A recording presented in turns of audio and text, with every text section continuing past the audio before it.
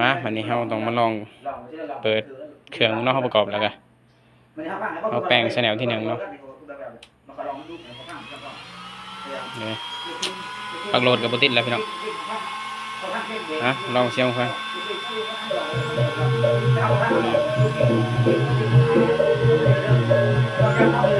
แนลที่หนึ่งเนาะเอาแปลง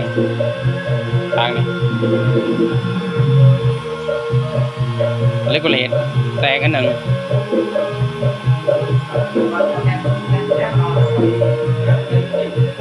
ตัวนี้จะน้องชิลองนะลัง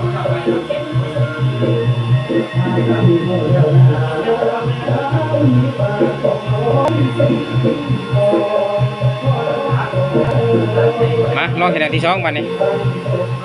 นี่ลองแถวที่ช่องเนาะเอาต้องกดลำโพงใส่เท่านั้นมาแถวที่ช่องมันตัวนี้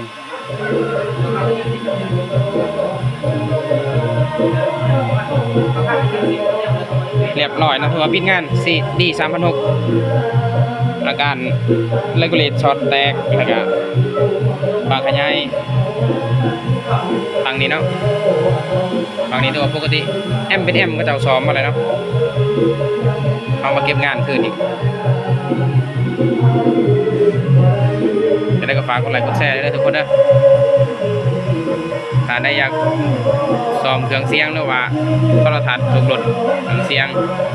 กระทักมาทางเฟซนี่ได้เด้อมาครับซ้อมว่าจะเป็นเครื่องเสียงตู้ลำโพงนะครับ